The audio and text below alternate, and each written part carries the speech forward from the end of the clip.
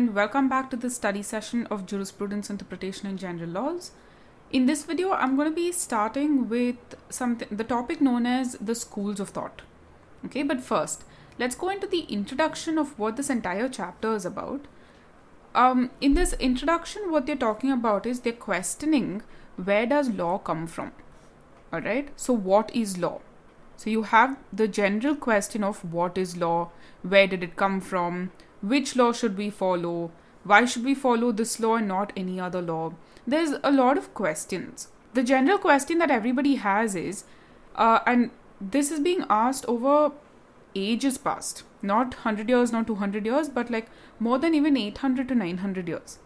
During this time, they asked this one question and they all tried finding out what is law and how is law applicable. More importantly, which law is the most effective and a whole bunch of things. So over this period of time, a lot of people have come together in different periods of time and they have given their definition of what law is. Okay, so one of the most important things that they will be looking at is they will be looking at the definition of law. That is the most important thing. And once they try to define what law is, then they can understand what exactly, where exactly this law is coming from and how this law will apply to us. Okay. So, for the purpose of studying the schools of thought, there is actually 5 schools of thought that you all will be studying about. So these 5 schools of thought are, the first one is the natural school, the second one is the positivist school, the third one is historical school, fourth one is sociological school, and the fifth one is realist school. So for this video, I'm going to be doing the natural school and the positivist school. Now remember I said that all these people came together to try and understand what law is. So in natural school, which is the first school that we're going to be studying about, a lot of people came forth and gave their definition on what law is. So the most important definitions are those given by the Romans, because it is understood that the Romans only had one of the earliest legal structures in the entire world, and even till date we follow a lot of sayings, Latin sayings, which we call as maxims. Okay, now the definitions given by these Romans and other jurists, but we look at jurists by the name of, the first one is Alpine, then we have Cicero, then there's something known as the Justinian's Digest. That means this person had put together a compilation of different laws and given his interpretation and understanding of the same. And finally, we're going to study about Salmond.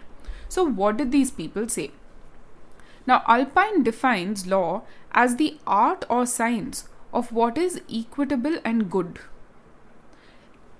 Let's move to the second person. Cicero says law is the highest reason implanted in nature.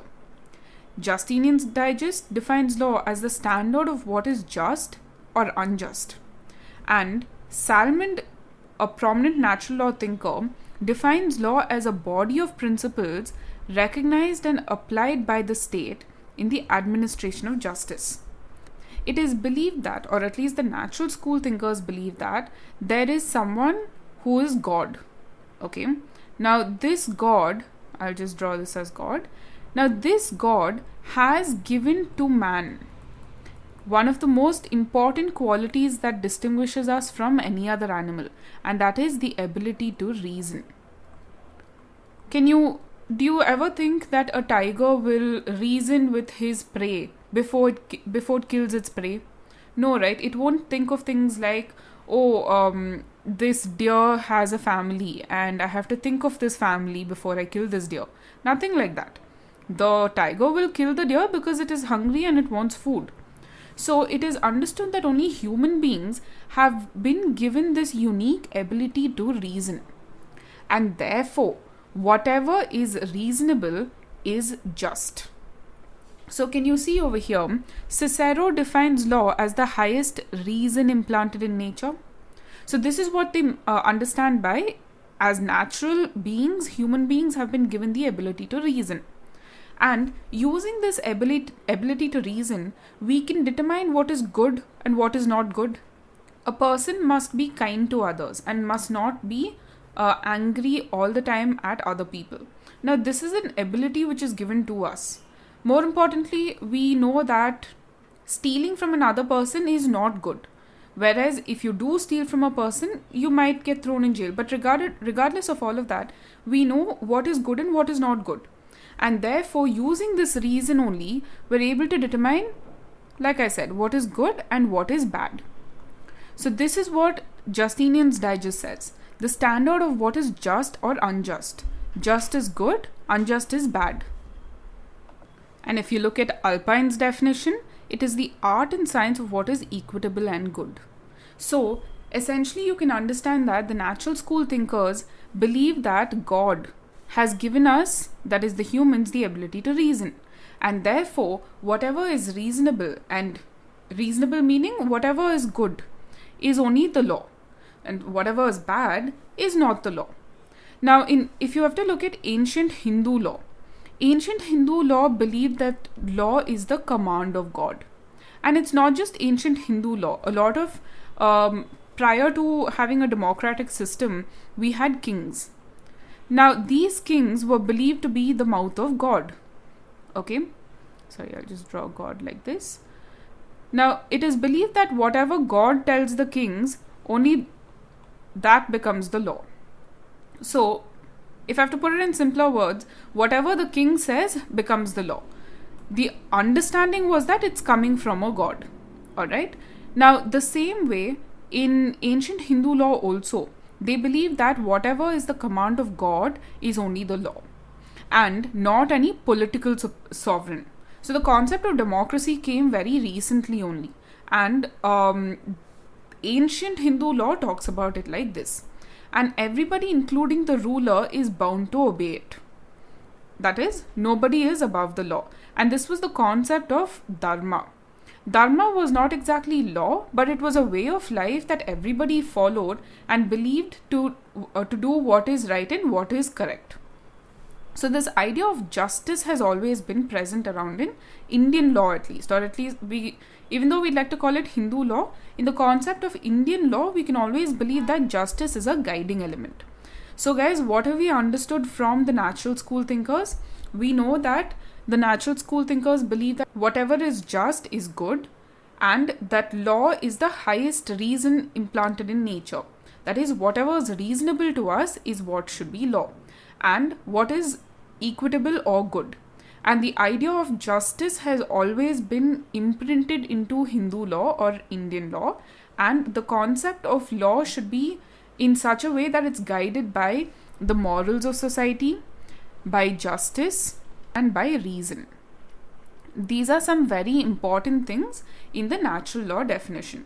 Now, Salmond believes that law is a body of principles recognized and applied by the state in the administration of justice. Now, the thing about Salmond is not just a natural school thinker. He also comes under the positivist school as well as the historical school. So let's finish all three schools, and then I will come to who Salmond is and what his definition of law is. Now, the next school of thought is the positivist school of thought. So let's look into the definition before we go into each individual jurist who gave his own definition of law. Now, the positivist school of thought is directly in contrast to the natural school of thought. We'll study why. But first, let's look at the definition of law as given by a person named John Austin. Now, John Austin was also considered to be the father of the positivist school. John Austin was a member of parliament in England, and he was the one who had come up with this definition of what law is. So, let's break down his definition. He states that law is the aggregate of rules. That means law is a set of rules, which is made by whom?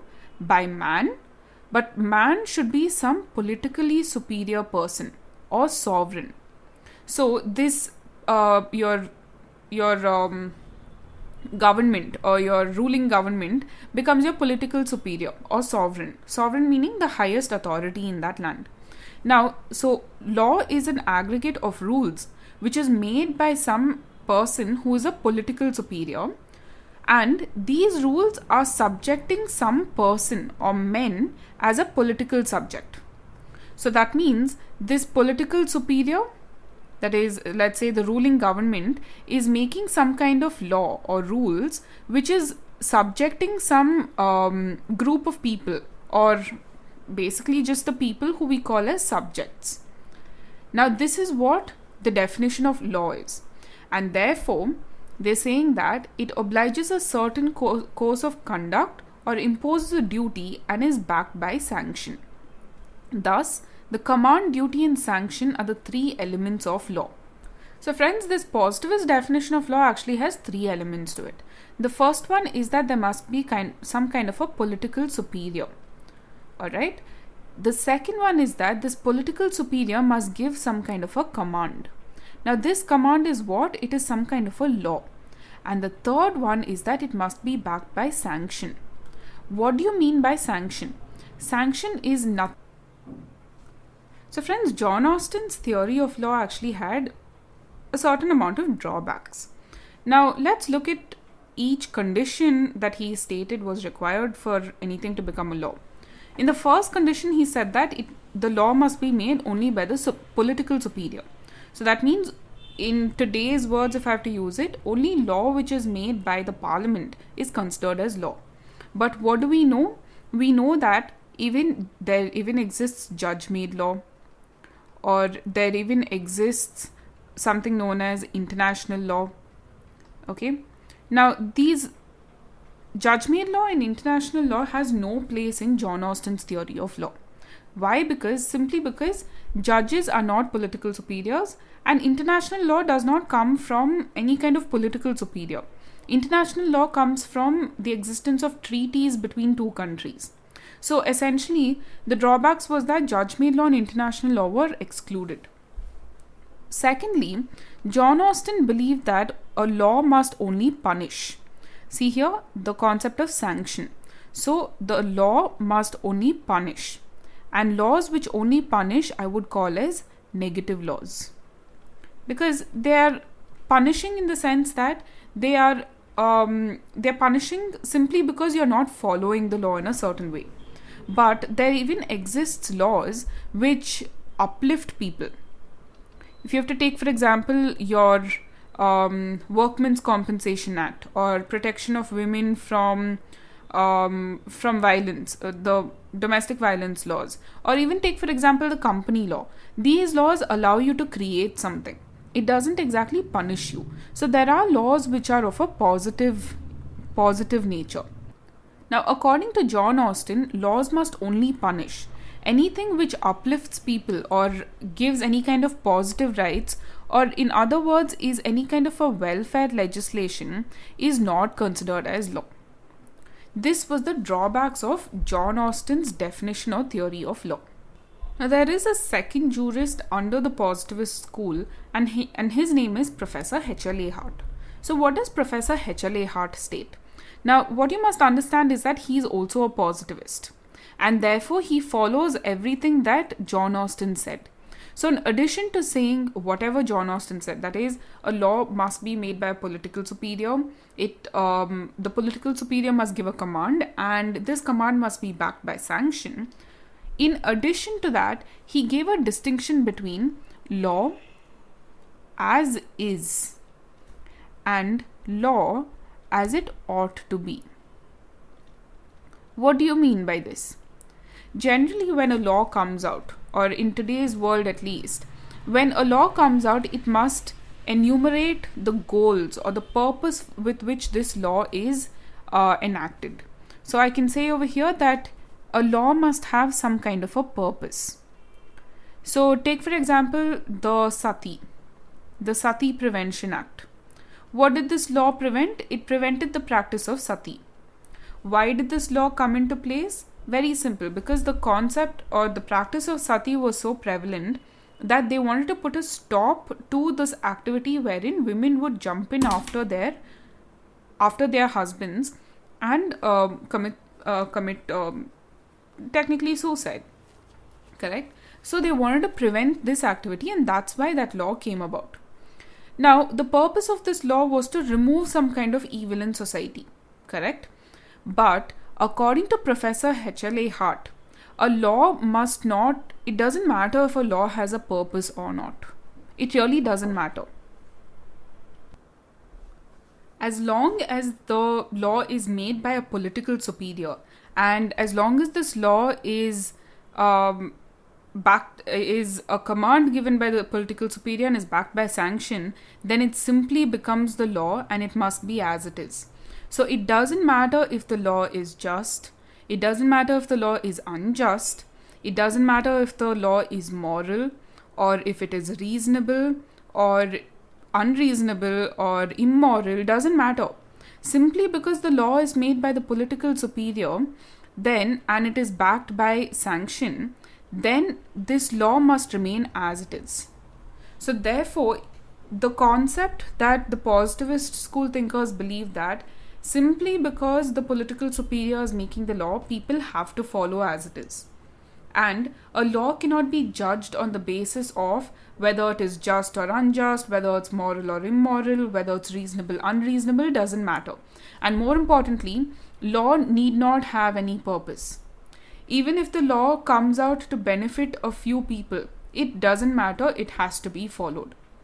So this was a very, very odd thinking of the positivist school thinkers, but this was followed by all of the people under the positivist school. So let me do a quick recap. John Austin said that law is anything which is a command given by a political superior and is backed by sanction. Professor H.L.A. Hart also believes the same thing, and in addition to that, he made a very clear distinction between law as it is and law as it ought to be. And he believed that law must simply be as it is and not as it ought to be. What do you mean by law as it ought to be?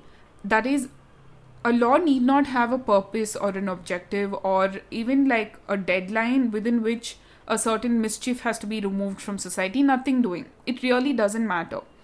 According to Professor H.L.A. Hart, even if the law is just or unjust, moral or immoral, reasonable or unreasonable, it will still be a law simply because it is made by the political superior. The next jurist under the positivist school is a person who goes by the name of Hans Kelsen. So who is this Hans Kelsen? Again, he is a positivist school thinker. So just like the previous people that we spoke about, that is John Austin and Professor H.L.A. Hart, Hans Kelsen also believed everything that these people said. But in addition to that, he came up with something known as a Grundnorm. What is a Grundnorm? It follows a theory made by Hans Kelsen, which is known as the pure theory of law. Okay, he believes that every law that exists in society can always trace its roots back to some other law.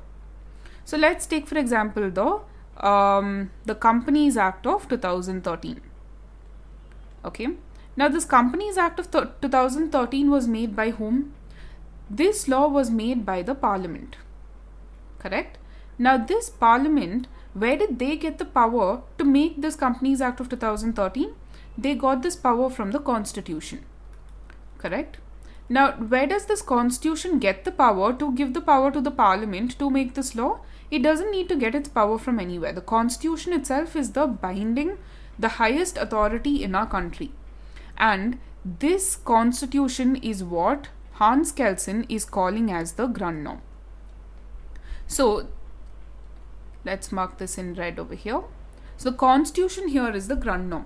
So, you can see over here that each law, whether it is the GST, whether it's the GST laws, the same GST laws were formed by Parliament, okay, and Parliament gets its power from where? From the Constitution of India. So ultimately we can notice that the Constitution is the one that has the ultimate power to give authority to anybody else under this country of India, and therefore the Constitution is known to be the Grundnorm in our country. Now the last person under the positivist school is a person by the name of Jeremy Bentham. Now Jeremy Bentham is also a positivist thinker. Okay, so he follows everyone before him. So you have Austin plus Professor H.L.A. Hart plus Hans Kelsen. He also theorizes the same way as these people. But in addition to that, Jeremy Bentham was one of those people who believed that a law must have a little more purpose. Okay, so what did he say was that, unlike the previous thinkers that we've studied before, Jeremy Bentham believed that a law must be weighed on the basis of how much pleasure it is causing to people, okay, and how much pain it is causing to people. So let's take, for example, there's some kind of a law. Okay, now this law punishes serial killers, okay, with life imprisonment. This is the law that does so. Now, obviously, when there's a serial killer out in the loose and the serial killer is killing people one by one, and people are scared, people are fearful, they are scared to go to work, or they're even scared to be in their own houses. Now, when the serial killer is caught and he's put into jail, why? Because this law provides that the serial killer will be punished in so and so manner and he will be thrown away in jail for the rest of his life. Then this law is causing more pleasure to maximum members in the society and causing the least pain to the least members in the society. So who is this law causing pain to? The serial killer itself. Okay, because he's the person who has to suffer in jail for the rest of his life. But who is gaining or getting maximum happiness out of this law that puts the serial killer in jail? It is the rest of society. Okay, so according to Jeremy Bentham, he believed that when a law gives maximum pleasure to maximum members in society and causes least pain to least members in society, then that law is a proper law. But the drawback of his theory was that, what was the drawback? It was simply impossible to measure who benefits the most from a certain law and who does not benefit from a law. It is really impossible to do that. You can't keep going as a survey to each and every house, to each and every person, asking, does this law benefit you or does this law not benefit you? Which provisions of this law is not benefiting you? It doesn't work that way. And so, while Jeremy Bentham's idea of how a law should be measured, even though the idea is a good one, the way to implement it is not so proper. Now, in addition to giving this distinction between how a law must give maximum pleasure to maximum members in society and least pain to least members in society, he believed that each law must have certain aspects. Okay, and he looked at it in 8 different aspects. Alright, so what are these 8 different aspects? The first one is the source.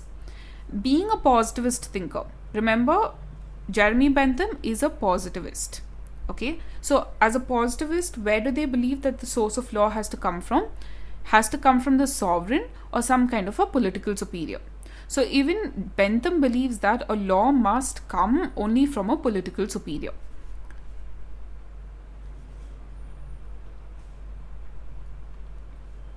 The second thing is that subjects. Again, being part of the positivist school, he believed that each law must, every law must be applied to everyone. Okay, and the people to whom the law applies are known as subjects. The third one is objects. Unlike the previous positivist thinkers, he believed that there must be goals of a given law. Okay, that means a law must have certain goals that it wishes to achieve. The fourth one is extent.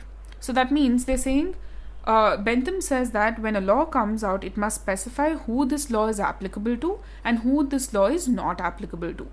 Now, take for example, in India itself, you'll notice that many of the laws say that the law applies to the whole of India except Jammu and Kashmir. So this is determining that, okay, this law will be applicable to the whole of India except to the people living in the state of Jammu and Kashmir. The next aspect is that he's calling it aspects. Now, every law must have a directive part and a sanctional part. What does this mean? So the former, that is the directive part, concerns the aspects of the sovereign will towards an act situation, whereas the sanctional part concerns the force of law. What does this simply mean? When a law comes out, it is not always coming out to punish a certain number of people. So it's not like every time a law comes out, people should be scared, oh my god, am I going to be punished under this law now? No. A law will also have certain directional value. That means, take for example your GST. Your GST laws is setting up the whole system of goods and service tax, but it's also telling people how to go about doing certain things.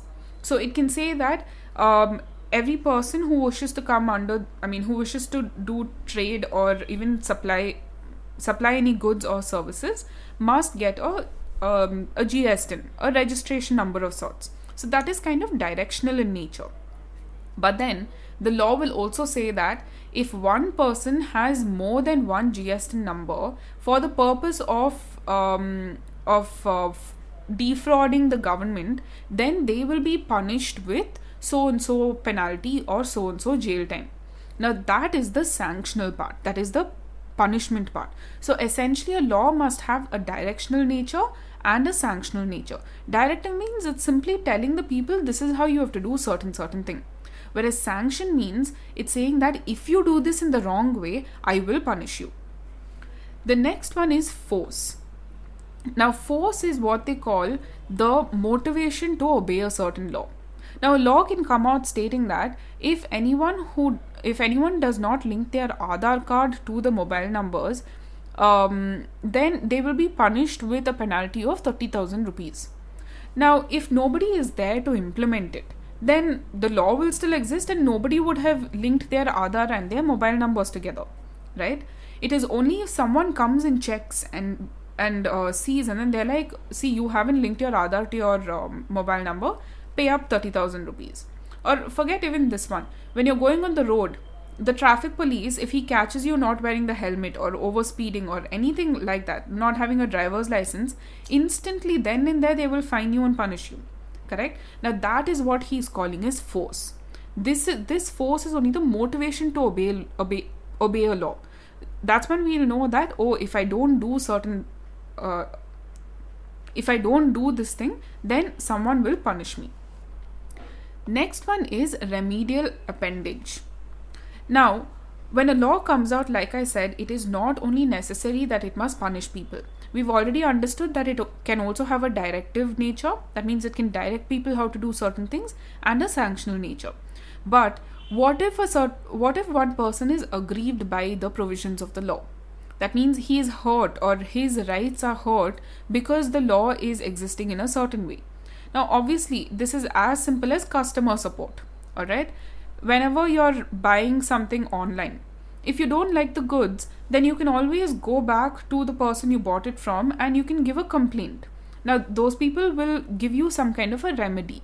In the sense, they will either replace your products or they will fix your own product or something of that sort. Now think of these laws in a similar way. If the law is not proper, if it's aggrieving you or it's causing you some kind of a harm, then the people should be able to approach someone to help them remedy this particular situation. Now who are the people who will remedy the situation? It is the judges or it is the courts of law. Alright? And finally, expression. Expression in ultimate is the expression of a sovereign's will. The connection with will raises the problem of discovering the will from the expression. Now let's take for example a law comes out which is known as the Competition Act. Okay, so when this law comes out, it has a bunch of provisions, okay, which nobody really understands. Okay, and nobody is really understanding for what purpose this law even has come into force. So this law actually provides for a section which is known as advocacy. Now what does this provision of advocacy state? Advocacy simply means that the Competition Act is putting some kind of an obligation on the government to go and spread out knowledge about this Competition Act. Okay, now this is one example of a law. This is a law which nobody understands. But let's take for example the Companies Act. Okay, so we have the Companies Act of 2013. Now we don't know whether this law is coming out to punish all the people who have companies or whether it's simply regulating how a company should function, what should people do and what should people not do. We're not really clear on that. So the eighth and final thing is that when a law comes out, it must specifically give the expression, or it must specifically lay out why exactly the legislature has brought about this law, so that when the people read and understand this law, we will be able to understand, oh, this is the reason with which why they've enacted this law. So essentially, Jeremy Bentham, even though he comes under the positivist school of thought, he believed that these 8 situations must exist. So friends, let's do a very quick recap of whatever we've done so far. We have started with the schools of thought. The first school of thought that we studied about is the natural school of thought. Now, the natural school has thinkers such as Alpine, Cicero, then the Justinian's Digest, etc. What are they all saying? That a law must be just, it must be moral, and it must be reasonable. The next school of thought that we studied about is the positivist school of thought. Under the positivist school, we studied about thinkers such as, first was John Austin, who believed that law is a command made by some kind of a political superior and backed by sanction. The second person we studied about was a person named Professor H.L.A. Hart. Now, he believed everything that John Austin said, plus he believed that a law must simply be as it is and not as it ought to be. The third person we studied about was Hans Kelsen. So in addition to what John Austin and Professor H.L.A. Hart said, he came up with a theory of a Grundnorm.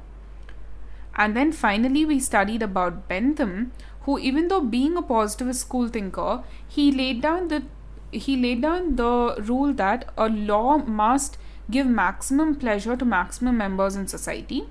Okay, and even though the law inconveniences a few people in society, it's okay.